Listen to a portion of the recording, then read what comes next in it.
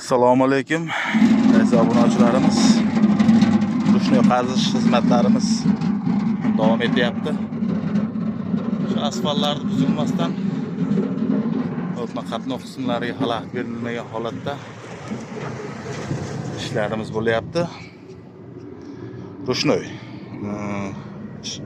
mana shu qumlik joy ekan. Apparatlarimiz bo'lmaydi. Ichkarida akalarimiz mehnatlarini qilib ko'rsatishyapti.